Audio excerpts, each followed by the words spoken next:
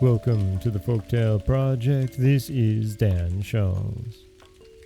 Today we're going to pick up with part 2 of Aladdin and the Wonderful Lamp.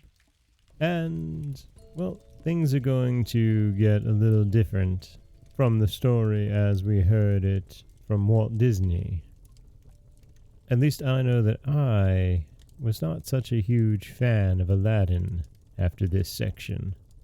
Where we're picking back up, Aladdin has discovered the genie and has discovered its power.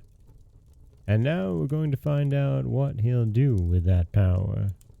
This is Aladdin and the Wonderful Lamp, Part 2.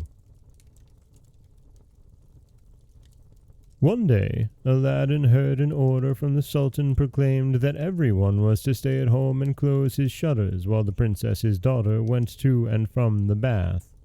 Aladdin was seized by a desire to see her face, which was very difficult as she always went veiled. He hid himself behind the door of the bath and peeped through a chink. The princess lifted her veil as she went in and looked so beautiful that Aladdin fell in love with her at first sight. He went home so changed that his mother was frightened. He told her he loved the princess so deeply that he could not live without her, and meant to ask her in marriage of her father. His mother, on hearing this, burst out laughing, but Aladdin at last prevailed upon her to go before the Sultan and carry his request. She fetched a napkin, and laid in it the magic fruits from the enchanted garden, which sparkled and shone like the most beautiful jewels. She took these to please the Sultan, and set out trusting in the lamp. The Grand Vizier and the Lords of Council had just gone in as she entered the hall and placed herself in front of the Sultan. He, however, took no notice of her.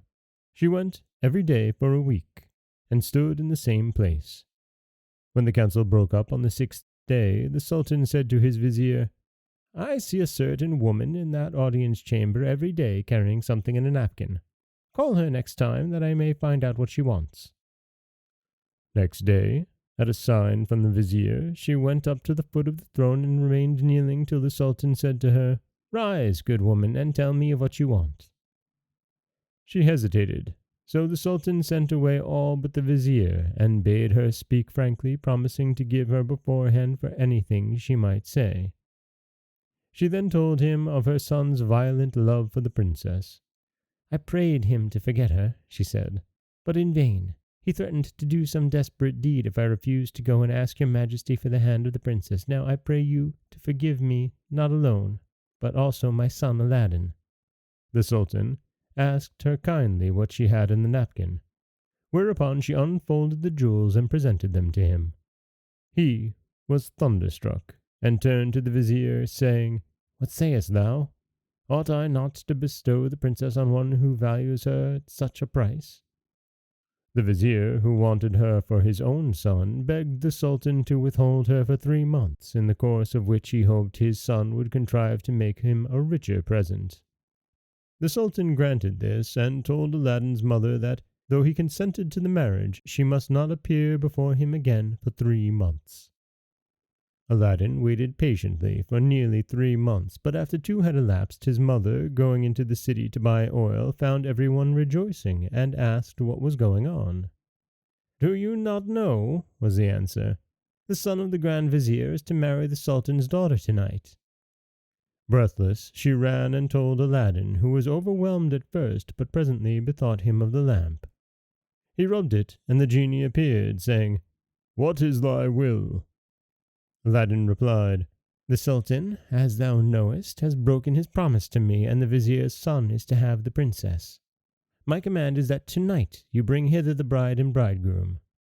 "Master, I obey," said the genie. Aladdin then went into his chamber, where sure enough at midnight the genie transported the bed containing the Vizier's son and the princess. "Take this new married man," he said, "and put him outside in the cold and return at daybreak." Whereupon the genie took the Vizier's son out of bed, leaving Aladdin with the princess. "Fear nothing," Aladdin said to her. "You are my wife, promised to me by your unjust father, and no harm shall come to you." The princess was too frightened to speak, and passed the most miserable night of her life, while Aladdin lay down beside her and slept soundly. At the appointed hour, the genie fetched in the shivering bridegroom, laid him in his place, and transported the bed back to the palace. Presently the Sultan came to wish his daughter good morning. The unhappy vizier's son jumped and hid himself, while the princess would not say a word, which was very sorrowful. The Sultan then sent her mother to her, who said, "How comes it, child, that you will not speak to your father? What has happened?" The princess sighed deeply, and at last told her mother how, during the night, the bed had been carried into some strange house, and what had passed there. Her mother did not believe her in the least, but bade her rise and consider it an idle dream. The following night, exactly the same thing happened, and next morning, on the princess's refusal to speak, the Sultan threatened to cut off her head. She then confessed all, bidding him to ask the vizier's son if it were not so. The Sultan told the vizier to ask his son who owned the truth, and adding that dearly as he loved the princess he would rather die than go through another such fearful night, and wished to be separated from her. His wish was granted, and there was an end to feasting and rejoicing. And that is the end of part 2 of Aladdin and the Wonderful Lamp. And I told you, Aladdin does not come out looking good in this story. Certainly not in this section, abducting the bridegroom and the bride. Regardless of what the father had promised, it's not a good look. This is Dan Scholz of the Folktale Project. Don't forget that you can subscribe to the podcast on Apple Podcasts, Stitcher, Google Play, Overcast, anywhere you like to get your podcasts. You can follow us on Twitter at Folktale Project. You can find us on Auto Radio, TuneIn Radio, iHeartRadio, Spotify, anywhere you'd like to listen.